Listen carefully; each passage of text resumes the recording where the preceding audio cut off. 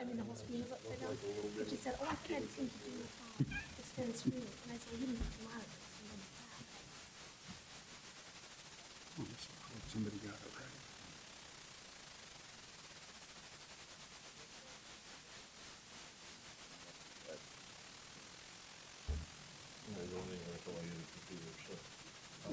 For this? Oh, I got mine. You can have it. I got mine. Think it. That's not Doug. Oh, he gets the ones really small. All right, let's call the meeting to order. Please rise and join us for the Pledge of Allegiance. I pledge allegiance to the flag of the United States of America and to the republic for which it stands, one nation, under God, indivisible, with liberty and justice for all.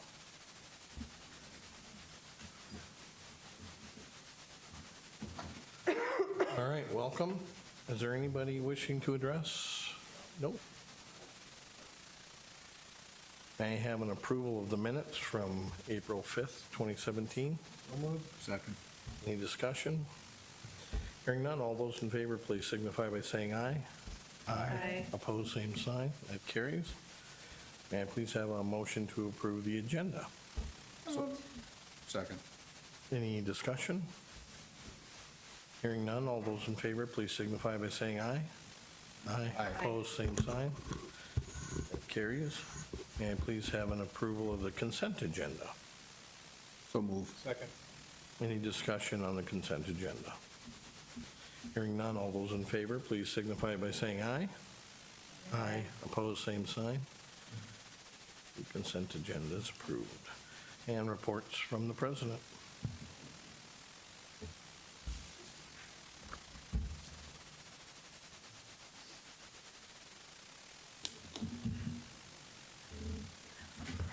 President Tolkien, members of the board, Jim Jacobson, Vice President of Academics. It's my pleasure to be here today. I want to start by recognizing the CTE Academy students and teachers, the work that you have on display in the lobby. As a former industrial arts teacher, it got my attention right away.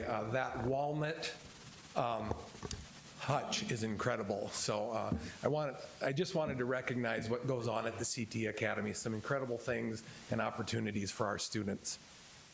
It's also my pleasure to introduce our program overview today from our business team. We have 3 of our instructors from business administration. We have Pat McGee, Jean Rose, and Stacy McManus. And I also want to brag on them just a little bit. How we deliver instruction in higher ed has been changing over the past few years. You all are aware that there's been a movement towards online and hybrid delivery of instruction. And these ladies and our business administration faculty have really been leaders across our campus in helping us bring those instructional delivery methods forward. And so I just want to also recognize them. So I'll turn it over to them. Thank you.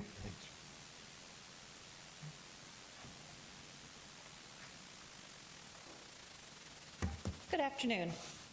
President Tolkien, members of the board, please accept this presentation regarding the business administration degrees at Southeast Tech. We have 2 programs, state-approved programs. They are business administration and entrepreneurship. Under the business administration degree, we have 2 emphases, the emphasis in management and an emphasis in human resources. Basically what that means is students take curriculum in business administration, and then they have 6 electives as a part of that. They can choose electives in more management or HR, or they can choose electives from the rest of our business programs to fill that in. So it's a real versatile type of degree, and it's designed that way on purpose. Our entrepreneurship program is also a 2-year degree, and that's for students who come thinking, you know, I'd really like to own my own business someday. And that prepares a person for that. faculty, as Jim has mentioned, Pat, Stacy, and I, and collectively, we have over 52 years of service to Southeast Tech. And as a part of the requirements to be a faculty member, all of us also have to have industry experience, which is really what sets Southeast Tech apart. And we feel in our business area, especially, over some of the other type of institutions, the four-year institutions and the like, we have to know what's happening in the industry. And all three of us have those, as well as we continue to work in industry in different ways and different formats. And we currently have 270 students that three of us advise, and about half of them now are online students.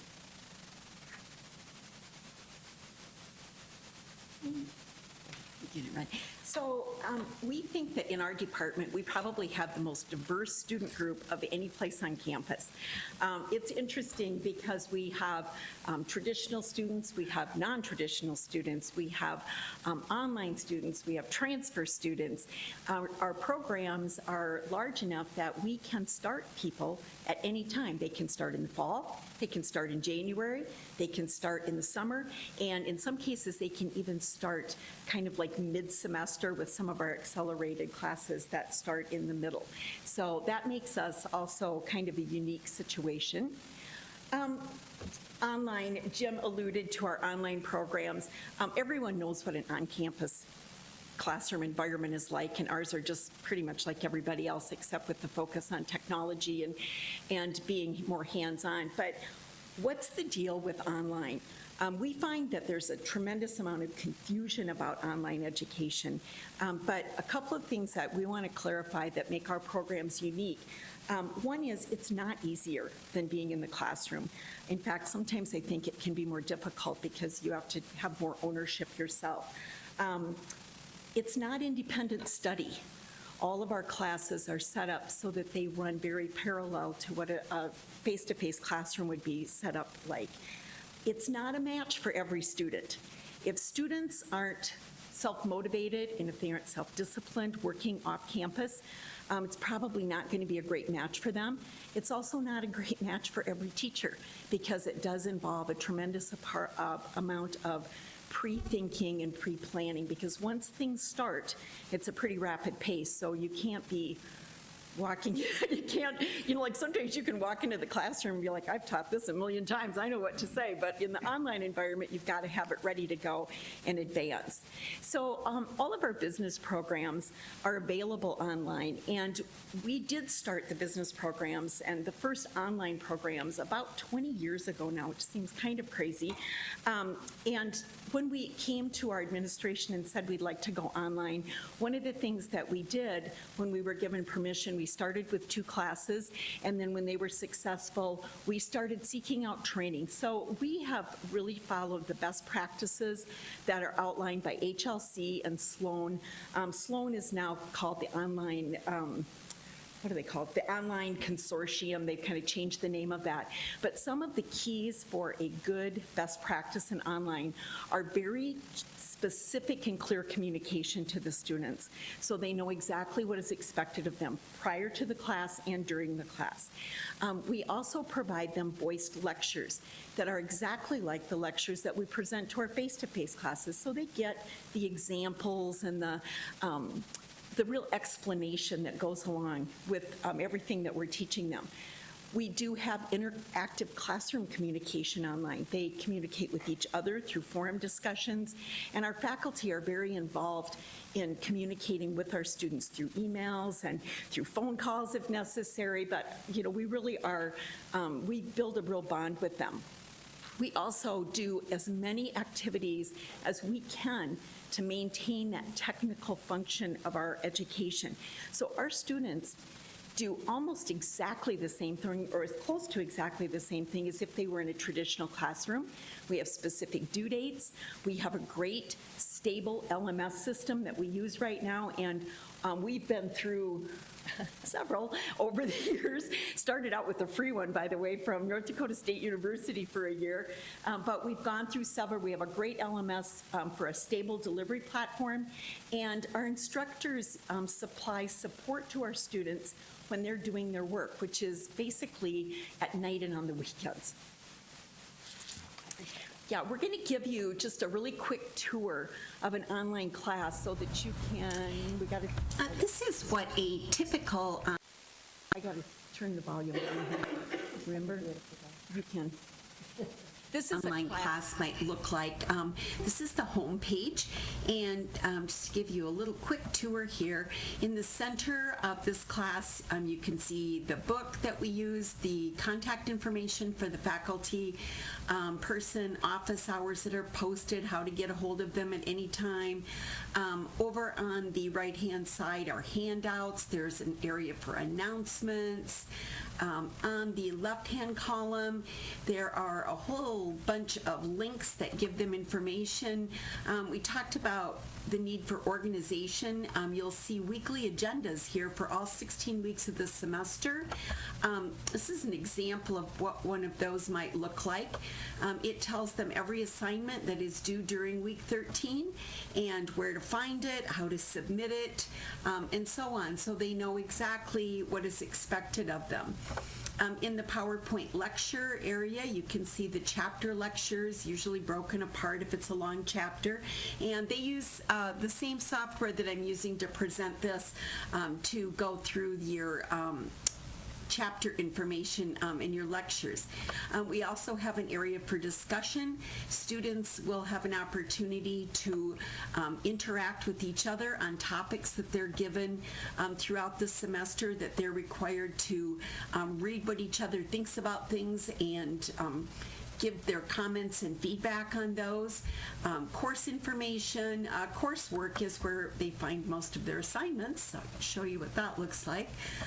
All different variety of assignments, online, file uploads, but these are all out there for a semester's worth of work. There's a link to their syllabus, their attendance, their grade book, which I'm not going to show you because there's people's grades in it. But this particular grade book, we keep up to date at all times so that every time a student wants to know where they are at in a class, they can simply look.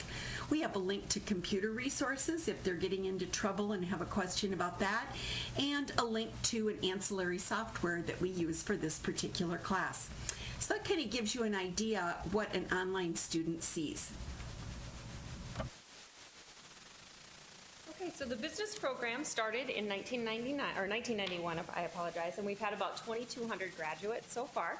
We average about 130 graduates each year. Employment percentages are really, really good. You can see business administration, we have 97% of our graduates that are employed within the first 6 months, and 100% of our entrepreneurship graduates as well. And our grads are staying local, which I think is one of our big initiatives with workforce development. So South Dakota, approximately 87% of our grads are staying right here at home. Iowa, about 6%, Minnesota, about 5%. So we're meeting that initiative. Oops, I'm the clicker now. All right. I'll talk a little bit about innovative leadership. The three of us, as well as our team, which includes like marketing, financial services, accounting down the hallway, we really pride ourselves on innovative leadership and trying to find ways to bring information to students outside of a traditional classroom. Sometimes these are ideas that we brainstorm on our own. Sometimes they're ideas that come to us from our advisory boards that we put together. We just hosted last week our second diversity fair. You may have caught that on the news. It was very, very successful. Had over 30 vendors, 5 different entertainment groups that came in. We've gotten incredible feedback from the community as well as our students. We host successful student seminars every year where we'll bring in different topics. Frequently, it's about professionalism in the workplace, successful communication, because those are topics we're hearing from employers that everyone is lacking in. We've done extensive Latino outreach with the Cinco de Mayo Fair. These two ladies visited the Our Lady of Guadalupe Church and provided donuts and coffee and talked about opportunities there. This is the group that kind of started the seed money or provided the seed money for the Southeast Tech Foundation through our value card. We had a $40,000 excess fundraising several years ago and started the seed money for that. Anything else I'm missing there, ladies? Recruitment activities, you'll notice that we did provide a handout of several recruitment activities that the business team has done above and beyond to kind of go out and help to increase our numbers and bring up that enrollment. So I encourage you to take a look at that as well. So what do our grads say about Southeast Tech? I'm not going to take the time to read through each of these because I know we're on a limited time here, but we did try to select a variety of students for you to take a peek at. The first one is Brian Slack. This would be a great example of a transfer student as well as a military student, and he had really good things to say about how he was treated at Southeast Tech when he was deployed. We have Elizabeth. She was one of our graduates that came to us from a small town. Her goal was to go back to that small town and get a job, and she's working at a local bank and very, very happy there. And the one that I would like to point out is an online student. Her name is Janine Michelot. And this just shows a really good example of how we work so hard to build a relationship with those online students. We find if you really don't work hard to build that relationship, it's hard to retain those students. It's easy for them to walk away. Janine says, Aristotle once said, educating the mind without educating the heart is not an education at all. The professors of the business program at Southeast Tech made this quote a reality for me. As a non-trad student and completing most of my degree online, I always felt amazing support by all of the professors. Southeast gave me the comfort of completing my degree and still allowing me the time to work and be with my family, but it was the true faith that the staff had in me that helped push me through the finish line. I am forever grateful for all that I have learned and all the things that I continue to carry in my heart each day in my career. And I think she is not an anomaly. We hear things like this frequently, which is very fulfilling. That's why graduation is so fun. It's just this week. Where do our graduates work? And I'm not going to read these all to you either, but I think you'll see as you look at them that they work everywhere. They work, like Stacy said, a lot of them are staying local, but we also have some that when they move out of state, they have the qualifications that they need to get a job that they really like. So we had a selfie contest last year, and we reached out on Facebook to our students, and we said, would you please send us a selfie wherever you are? And so we had many students, so this is just a sampling of the students that sent us some selfies. I think we got like 30 or 40 selfies back from people, so that was kind of fun. It was fun to see them. So the answer is, and somebody just emailed me the other day and said, can you tell us where your graduates work? And we said, yes, everywhere. When I go to get my tire fixed at Graham Goodyear, oh, hey, there is one of my graduates who's the manager and gave me a 10% discount, which was great. And, you know, those types of things is just so much fun and so rewarding. Everywhere we go in Sioux Falls, we see graduates. And that can be, that again, it's just very, very rewarding for us.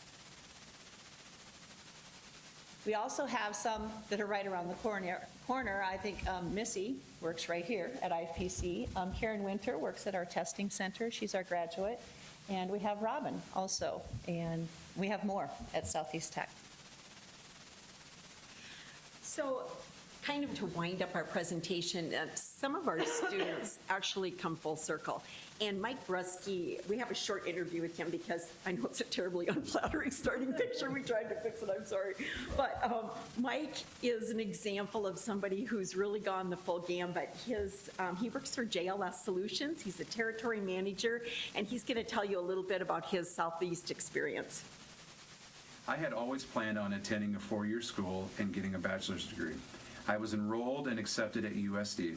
I completely changed my mind and my thought process when there was a career fair at the Corn Palace in Mitchell. Southeast Tech had a couple of recruiters there, and as I walked around and checked out the different booths, already having it in my mind that I wanted to go to USD, I had talked to those recruiters, and they completely sold me on the fact of coming over and checking out Southeast Tech. So I came over with a couple friends of mine. All of us were already somewhat enrolled in different four-year schools when we graduated. We came over that day, listened to the different speakers and presenters talking about Southeast Tech and the different benefits, and I can tell you from the class in 1999 in Mitchell, you had gotten 21 students that I can think of from my school, and I know that at least 15 of them were already enrolled to go to four-year schools. So as I came to Southeast Tech, I was very excited. I'd always loved Sioux Falls, being close to this town, and I really enjoyed the experience I had at Southeast Tech. They taught me a lot of the hands-on things that I could learn when I got out into the workforce. As I was there, I was very prepared to go out and get a job as I graduated. When I graduated, the placement office had gotten me the job that I have to this day. I've worked at JCL Solutions, which is a company here in town, for 16 years, all based off of a job placement that I got through Southeast Tech. The things that have helped me be successful at this job were things that I learned as roots as being a student at Southeast Tech. I learned how to be organized, how to manage my time, and how to really use the skills and tools towards a marketing degree that I had gotten at that school. Now being a graduate, I'm very excited to say that I'm very involved with Southeast Tech, as I was when I was a student. I'm now on the advisory board, and I was also part of the Strategic Planning Committee. The Strategic Planning Committee was coming up with a new vision and a way to show the future and the view of Southeast Tech. What is Southeast Tech and who do we want to be?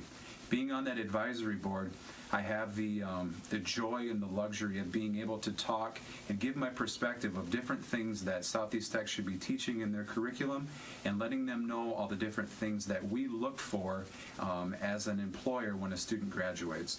I'm very proud to be part of Southeast Tech, but one thing that I would like to change is the perception and the stigma of a two-year school. What is Southeast Tech? What do they have to offer? They have really offered me a lot as a business professional, and I'm very proud to say that I went to Southeast Tech.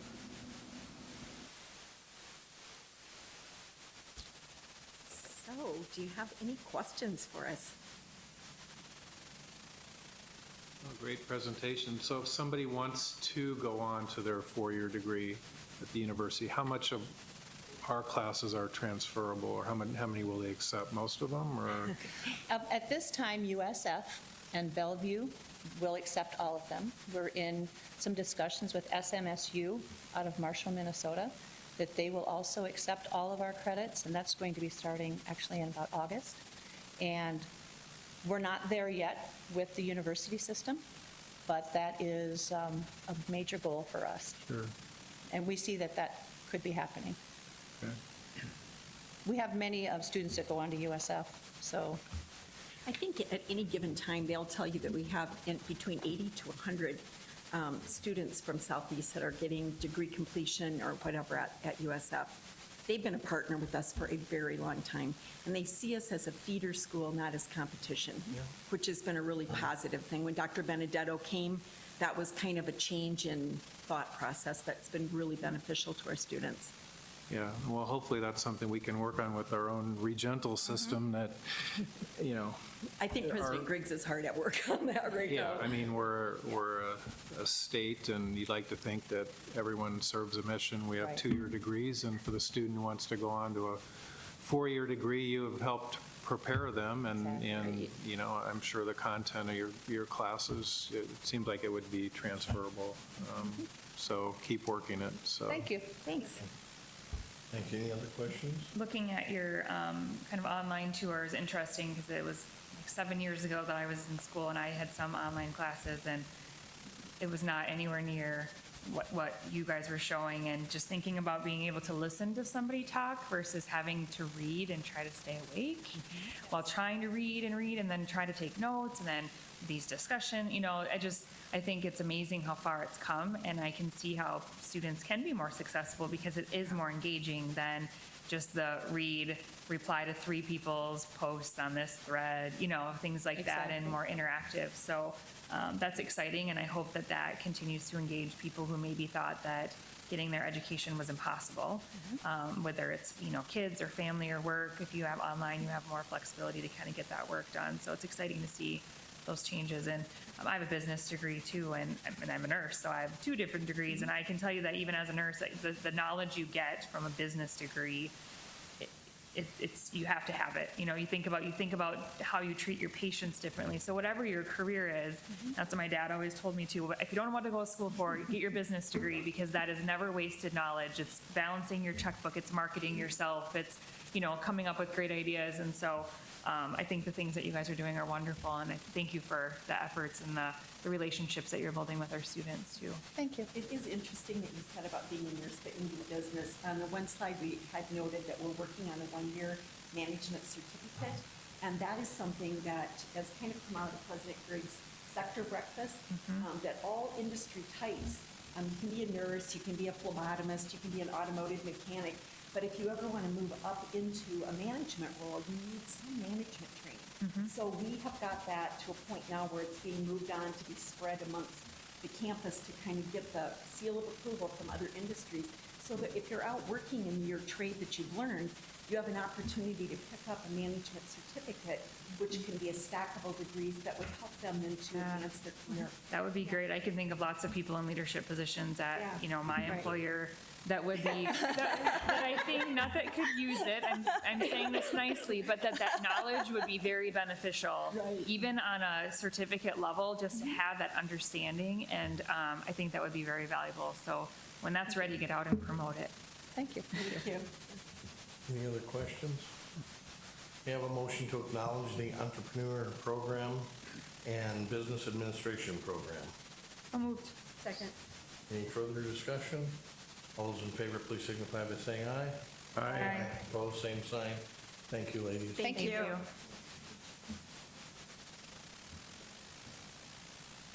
Rich is going to come forward and do the operating report, but I just wanted to thank them all again for being here. And I don't know if you looked at our campus notes last week, there was a little blurb in there about the diversity fair. And Jean and Pat were the visionaries, the leaders in that effort. And it has been so positively received. I think it's been, as we've had some conversations, there's certainly been some challenges this year, but there have been some really bright spots in terms of during the year. And I would say that's been one of the highlights.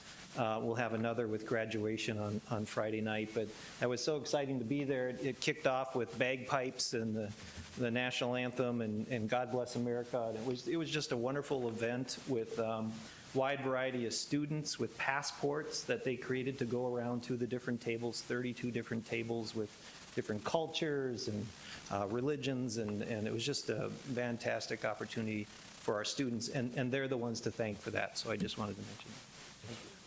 Awesome.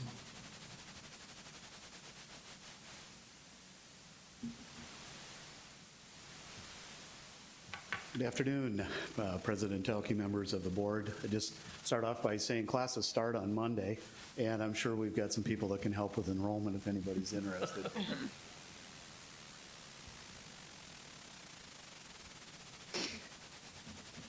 Just a couple brief updates. First thing is on the operating task, and just very quickly, we entered in the FY17 with a structural deficit, $638,000 roughly, with the directive to work to find those savings throughout the course of the fiscal year. In December, or through the end of December, in the February report, I updated you on how we were progressing towards achieving that goal. Another quarter is now passed, and I'm here to talk about where we're at through 9 months of the year and how we're progressing. I'm not going to go into a lot of the details because the principles are still the same. The savings that we're finding are relatively the same. A little bit of movement in specific categories as we start to look and get a little bit closer. And I'll say I'll be before you in September again to talk about how good my projections were for June, and I'm pretty sure I'll be pretty accurate in that September report. But I am very pleased to say that in December, when we talked about where we were at the end of the year, we were close. We were looking at having about $9,300 that we still needed to find. We're going to make that. We're a little bit ahead of it, and one of the categories I want to point out to you was there was some infrastructure carryover related to the new building. It was really an FY16 planned expenditure. The actual expenditure of it got pushed over into 17. So we're going to need to carry over some funds that were left over in 16 to fund those expenditures. That's kind of the balancing fulcrum as we go through the year. And right now, as we update where we're at with fees, where we're looking at in our expenditure stream and how things are moving, I think we're coming in a little bit more favorable. So I have purposefully set that number at 0, but also recognizing that we may be able to reduce that amount of that carryover amount or that fund balance that we're going to have to draw down. So I think it's just really a good news, a good thing to report on. The savings that we were realizing are continuing. The efforts that all of the staff are making in recognizing how we entered into this year and what our goal was to come out at the end of the year are being realized, and that's being continued. So we've got 58 days to go, roughly, to make it through the end of the year. But like I say, we're very much moving in the right direction, and it looks like there's going to be a very favorable outcome where we're going to meet or exceed where we needed to be on that task. So again, very high level, but any specific questions as it relates to where we're at? Well, good job by you and the team identifying those. So. Well, it would have been nice to bring all 190 of them here, so I'm not sitting in an empty room. Usually I have the ability to clear it out, but it is the effort of the entire campus. It's keeping that message in front of them. A lot of the things that we've done through the development of the FY18 budget, the communications that are going out there in the forums, and just trying to get that out there. It has to be in front of people to make it real, and people have stepped up and done what we needed to do. So very pleased with that. Great. May I have a motion to acknowledge the FY17 operating efficiency task update? So moved. Second. Any further discussion? All those in favor, please signify by saying aye. Aye. Opposed, same sign. Motion carries. Third quarter finance. The next report becomes kind of anticlimactic when I talk about the task and meeting that, but this is the quarterly financials as we look at our different funds that we have, the post-secondary fund and the various enterprise funds. We also take a look at our cash balances. As we look through these, as you see them, the post-secondary fund cash is about where we're at, and if you actually look at the last page of the report on the cash flow statements, when you look at the use of cash throughout the year, bottom half of that, we're on pace with what we thought we were going to do in terms of drawing down funds with the completion of the construction project. So again, we're on task with where we need to be in cash in the post-secondary fund. That flows from where we think we're going to wind up in terms of that operating deficiency and meeting that. So things look good in that sense. This is always a snapshot in time. The post-secondary vocational fund, or the food service fund, it shows a $364,000. If you remember, that was being seeded with money from the bookstore. So this is just a timing difference. We haven't actually transferred that cash over there yet. This report always lags a month in terms of the actual where we're progressing in terms of revenue and that. So we're going to make that transfer either in May or in June sometime. We'll just do it at the right time so we're not leaving the bookstore short in cash and buying inventory for the next cycle. But there'll be some of that money moving over. The child care fund, again, just from a cash basis, some of this is timing difference related to how we transfer monies down. When we get into actual fund balance reports or the actual reports of the various funds, the child care fund is looking very good, and I'll explain that in a little bit more detail, some of those highlights. And then the TSI fund, we've talked about that throughout the year, that we're going to close that out during this year. But if we go back into the post-secondary fund, kind of using the task as a basis or a starting point for that, everything is tracking where we think we need it to be.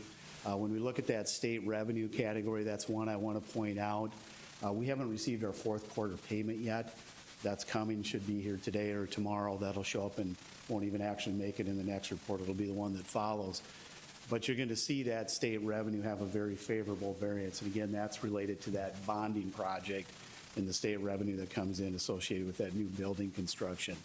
The tuition and fees, we'll start looking a little bit closer at how we're looking at this summer and where we think we're going to wind up. But again, we're probably down that 3 to 4.5%, and we'll see how that shakes out as we work towards the rest of the year.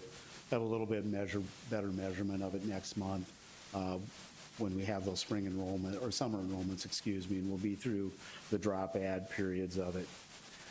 Expenditure-wise, when you come down and look at this revenue over expenditures, right now it's showing a very positive number of 127 with revenues exceeding expenditures. A couple things to remember. The revenues on this report always lag a month. So while I'm showing you the report through March, it really reflects revenues through the end of February. The second thing we have to recognize is that we're still going to carry those payroll expenses and things into what's a slower revenue stream over the next 3 months. We've got that big state aid payment coming in. We've got some summer tuition and fees that'll be coming in. We've got some federal reimbursements coming in, but we'll see that drop down below. But that was planned. That was always set up that way to be a 1.2 million draw of existing reserves related to that building project. So again, I think we're going to end up where we need to be for the year. As we flip into the bookstore, we're on pace there and actually looking really good. When I look at the overall bottom lines, I'm just going to go right to the bottom of it here, and we look at our revenue over expenditures. Last year we didn't turn out that way. We actually showed a deficit in that particular fund, so we made some adjustments in our margins as we looked at it, in the prices that we were selling our books, and made some adjustments there. So I think this is going to turn out in the end in a positive situation. Not trying to make a ton of money on it, but it's not a situation where we want to lose money. The other thing that influences this report, and you have to be aware of, is that when you get in those supplies and materials categories, what these reports reflect is just expenditures we've made through the year. So we'll make some adjustments at year end for inventory balances, and that supplies and material account gets adjusted to reflect what's happened with our inventory, either going up or down. So those will be coming forward. But again, overall, I think we're gonna end up in a positive situation. Food service fund. This was I wish I had a crystal ball. It's always an unknown when you start a new venture and a new operation. You'd like to say we were hopeful that we were going to make money in this. I don't know that we are at the end of the year. We had some delays, and I'm not trying to blame that, but the facility didn't open on time. We didn't get that opportunity to bring students in right from August, September, October. We actually didn't open the facility until the end of October. We think that had some impact on us. The other thing is just getting that word out and getting established in what happens with a startup. One comment I want to make, and one thing that I think we think we're ahead of pace. When we look at that supplies and materials, and we've done just a little ciphering in the air on this thing. Again, there's those cost of goods sold elements in there. We did take an inventory at the end of the March, so we kind of know where we were at. But starting out a new operation, you don't know what's going to work. You don't know what's not going to work. You anticipate you're going to have a little higher cost of goods sold, going to have a little bit of waste. We've done some conversations with people in the industry, and they've kind of talked about after the first year of operation, we're kind of looking at that cost of goods sold number at 50%, which is probably higher than what it should be in an ongoing operation, but we're on pace to do that with only 6 months of operation. So I'm pleased at that part of it with the staff. They've done good at trying to manage their labor costs and control that, and also try to control their food waste as they get the operation up and running. We're also making some changes going into next year that I think we're going to have a positive impact on this bottom line. We're looking at taking over the vending operation on campus ourselves. There's quite a bit of margin there, and we think there's some profit we're leaving on the table with our current arrangement. These folks will have the resources, keeps the staff engaged throughout the year, and so we're looking at as a way to kind of contribute to the bottom line too. So I'm going to ask for some patience on this. We'll give it a year and we'll see how we progress going into next year. We've also got some initiatives we're going to bring forward in terms of you've probably seen it if any of you have had kids on a college campus, a one-card system where parents can go in and load dollars on a card. It means they have a mechanism to pay for those things to be usable in the food service in the bookstore, also looking at it in the vending machine. So we're creating a mechanism trying to provide different alternatives and different options. Doing a lot of catering out there. Campus has been very supportive and looking at us for catering events and using that. Speaking to the Diversity Affair, I know they had an arrangement with them as well. They catered the picnic, which served 6,000 or over 1,000 meals related to the spring picnic. So catering business is actually doing a little bit better than we anticipated. So hopefully that flows into the bottom line as we continue forward.